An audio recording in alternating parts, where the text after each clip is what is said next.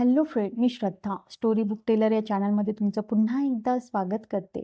आपण ऐकत आहोत हेमंत सावंत लिखित कादंबरी अटूट नातं. चला तर मग ऐकूया भाग 5.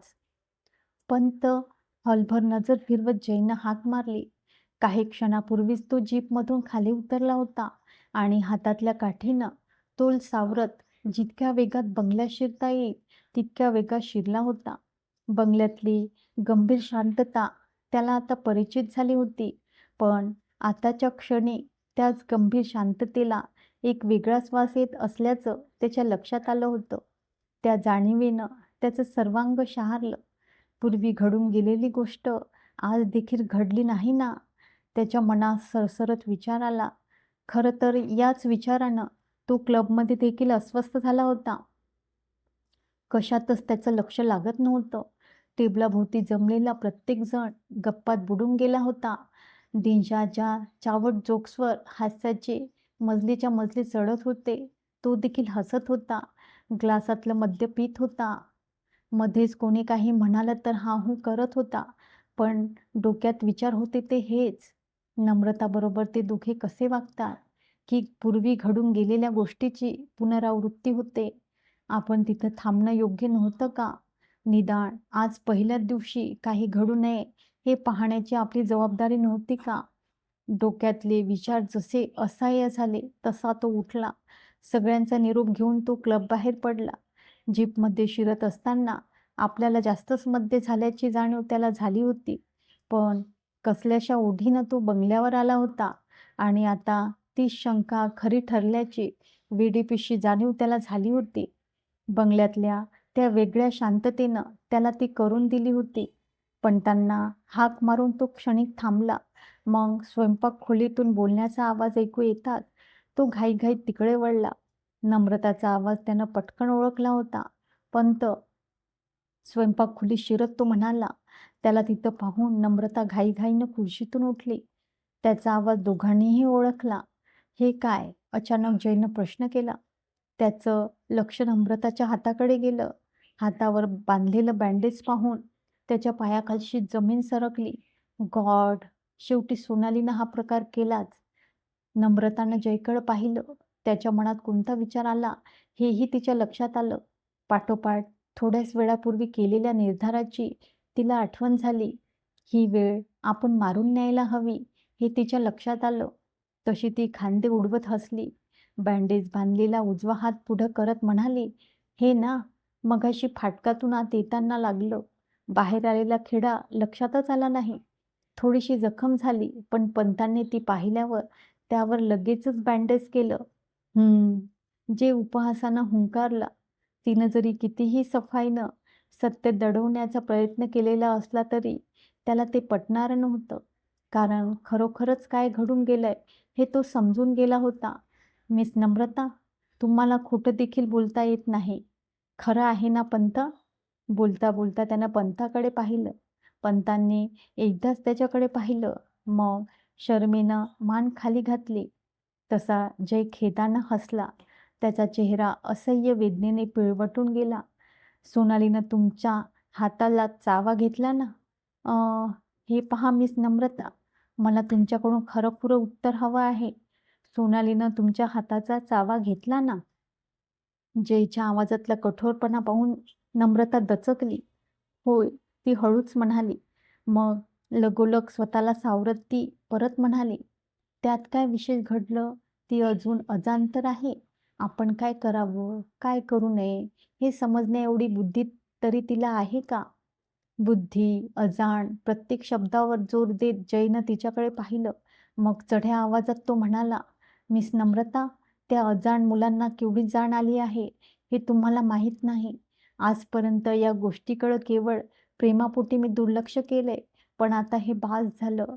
आज या गोष्टीचा मी सोक्षमोक्षच लावून टाकतो. म्हणजे? नम्रतानं घाबरून जात विचारलं. काय करणार आहात तुम्ही? ते आता तुम्ही पाहाच. जय हाताची मूठ वळवत म्हणाला. मग गरकन वळून ताडताड पावलं टाकत तिथून निघून गेला. तो निघून जाताच तिथं कमालीची शांतता पसरली. दोघंही एकमेकांकडे पाहत राहिले. जयच्या बोलण्याचा अर्थ लावायचा दोघंही आपापल्या परीने प्रयत्न करीत होते. मग एकाएकी पंत दचकून ओरडले, "अरे देवा! हा वेडा आता त्या चिमुकल्या जीवाला मारहाण करणार की काय? काय म्हणताय पंत?"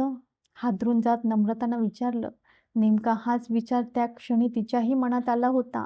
पण ते असं काही करतील असं वाटलं नव्हतं. वाटतं मुली, तो तसंच करेल याची मला खात्री वाटते. त्याला मी लहानपणापासूनच ओळखतोय. इतके दिवस त्यानं आपलं मन ताब्यात ठेवलं होतं. पण आज त्याचा भडका उडाला आहे. तो काहीही करेल. परमेश्वरा! नम्रताच्या घशात एकदम हुंदकाच दाटून आला. सोनालीसारख्या गोजीरवाण्या मुलीला जे मारतोय ही कल्पनाच तिला असह्य झाली. सारं शरीर त्या जाणीवेनं थरारलं. छे! असं घडता कामा नये. क्षणात तिनं मनाला सावरलं. पंत, ते तिला कसं मारतात ते मी पाहते. ती दाराकडे वळत म्हणाली. मग तीरासारखी बाहेर धावली. पंत थक्क होऊन तिच्या पाठीकडे पाहतच राहिले. खोलीबाहेर पडलेली नम्रता जिन्याकडे धावली. वेगाने ती पायऱ्या चढू लागली. 7-8 पायऱ्या ती चढली असेल नसेल तोच तिच्या कानावर सोनालीची करुण किंकाळी पडली. "मम्मी!" या आर्त किंकाळीनं ती जागीच थबकली. सारं शरीर बर्फासारखं थंड पडत चालल्याचा भास तिला झाला. घशातनं हुंदका बाहेर आला. कोणीतरी मनात विष कालवलं म्हणून ती तसं वागत होती. पण त्या वागण्याची असली शिक्षा तिला देणं योग्य होतं का? थोड्या वेळापूर्वी ती आपल्याला इतकी कडकडून चावली. क्षणभर आपल्याला राग देखील आला. पण म्हणून काही तिला असं मारायला हवं, असा विचार आपल्या मनात आला नाही. एक क्षणच ती जागेवर थांबली. मग पुढच्या क्षणी अंगात काहीतरी संचारावं तसं ती जिना चढू लागली. दारातून वेगात आत शिरत असताना तिचं लक्ष जयकडे गेलं. त्याच्या हातातली छडी हवेत उभारली होती. तो काय करू पाहतोय हे तिच्या लगेचच लक्षात आलं. तशी ती तिथूनच ओरडली, "थांबा! थांबवा हा तुमचा मूर्खपणा!" तिला तिथं अनपेक्षितपणे आलेली पाहून जयला आश्चर्याचा धक्का बसला. क्षणभर ती आपल्याला काय म्हणाली हे देखील त्याच्या लक्षात आलं नाही. पण पुढच्या क्षणी त्याचा तीव्र संताप उफाळून वर आला. "What the hell are you doing here?" तिरसटलेल्या स्वरात तो ओरडला. "आणि मला मूर्ख म्हणायचा अधिकार तुम्हाला कोणी दिला?" परिस्थितीनं जयच्या पुढ्यात येऊन उभं राहत ती थंड आवाजात म्हणाली. त्या क्षणाचा तिचा एकूण आविर्भावच असा होता की कोणीही तिच्याकडे पाहून मनातून चरकावं. जय देखील तिच्याकडे पाहून दचकला. मग परत एकदा थोडासा विस्कळीत झालेला संताप एकत्र करत तो कठोर आवाजात म्हणाला, "लुक मिस नम्रता, तुमची ही वायफळ बडबड ऐकायच्या मनस्थितीत मी सध्या नाहीये. ही वायफळ बडबड नाही तर कॅप्टन साहेब, सत्य तेच मी सांगत आहे. एका अजाण मुलीला असा अमानुष मार देणं याला जर तुम्ही शहाणपणा म्हणत असाल तर मी याच गोष्टीला मूर्खपणा म्हणेल. मीच काय, पण कोणीही तुम्हाला मूर्ख व बेजबाबदार म्हणेल. आउट! I say out! हा बंगला माझा आहे. ही मुलं माझी आहे. त्यांच्या बाबतीत मी काय करावं हे सांगायचा तुम्हाला काहीच अधिकार नाही." नम्रतानं चमकून त्याच्याकडे पाहिलं. मग शरमेनं तिची मान खाली गेली. तो असं काही म्हणे याची तिला अपेक्षाच नव्हती. क्षणभर तिला वाटलं आपण इथून निघून जावं. जाता जाता त्याला सुनवावं की परत म्हणून मी या बंगल्याची पायरी चढणार नाही. काल दिलेले 800 रुपये अद्याप तसेच आहे. ते भागवत सरांकडून पाठवून देईल. काय संबंध आहे माझा या घराशी? एक आपुलकी, जिव्हाळा वाटला म्हणूनच तर मी यात पडले. पण त्याच्या बदल्यात मला काय मिळाले? घोर अपमान? घाला ना काय गोंधळ घालायचा तो. पण तिथं तिचं लक्ष सोनालीकडे गेलं आणि मनातले विचार तसेच गळून पडले. तो चिमुकला जीव भीतीचा गोळा बनावा तसा एकाच जागी थरथरत उभा होता. ओठ गच्च आवळले होते, तर डोळ्यातून अश्रूंची सतत धार लागली होती. तिच्याकडे पाहत असतानाच नम्रताला तिच्या पोटरीवरचा लालभडक वळ दिसला. रक्ताचे ठिपके त्यातून उमटू लागले होते. "आई गं! केवढा हा अमानुष मार!" नम्रताचं काळीज लक्कन हरलं. डोळ्यात सरसरत पाणी आलं. स्वतःवरच ती चिडली. मघा इतक्या आवेशात जयशी आपण भांडलो, पण तो टाकून बोलताच आपला अभिमान जागा झाला. मनाशी केलेला निर्धार अळवावरच्या पाण्यासारखा ठरला. आपण ताडकन निघून गेलो असतो तर काय साधलं असतं आपण? उलट आयुष्यभर एक आत्मवंचना स्वीकारायला लागली असती ना, सोनालीचा हा चेहरा आपल्याला विसरता तरी आला असता का? झालं बोलून. एकाएकी मान वर करत तिनं त्याच्या नजरेला नजर भिरवली. तिचा निर्धार तिच्या पिंगट डोळ्यातून उमटून गेला.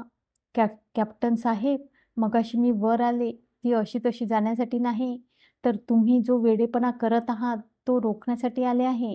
आता तुमच्यात हिंमत असेल तर तुम्ही तिला आणखीन मारून पहा. असं?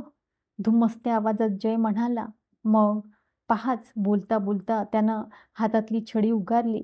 त्याची ती हालचाल पाहून नम्रताला क्षणभर काहीच सुचलं नाही. मग एकदम पुढे झाली.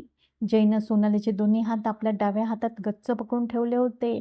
नम्रतानं जोराचा हिसडा मारत ते सोडवले आणि सोनालीला आपल्या कुशीत खोल ओढून घेतलं. ती असं काही करेल याची जयला जराशीही कल्पना नव्हती. त्याने स्वतःला सावरण्याचा बराच प्रयत्न केला, पण त्याही आधी ती गोष्ट घडून गेली.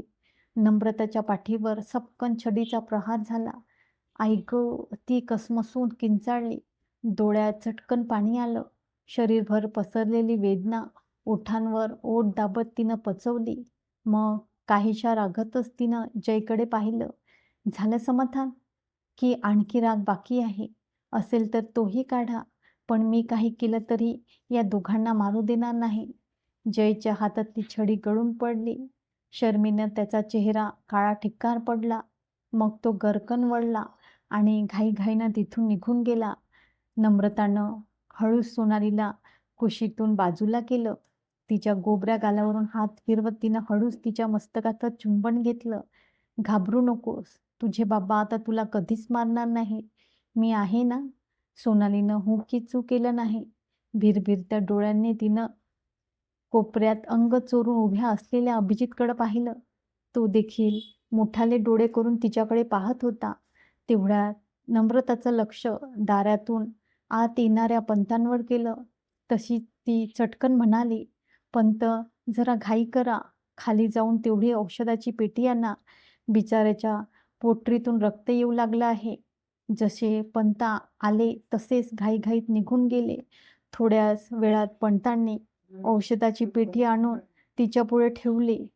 नम्रतानं कापसाच्या बोळ्यावर आयोडीनचे 2-3 थेंब सोडले आणि सोनालीकडे पाहत झटकन तो बोळा जखमेवर फिरवला. तशी सोनाली किंकाळली, मम्मी! आणि अनाहूपपणेच तिनं नम्रताला घट्ट मिठी मारली. नम्रतानं तिला आपल्या छातीशी घट्ट आवळून धरलं आणि ती पंताकडे पाहून समाधानानं हसली. पंतांनी खांद्यावरचं उपरण डोळ्यांना लावलं. आपला विश्वास खोटा ठरला नाही या जाणीवेनं त्यांचं ऊर समाधानानं भरून आलं.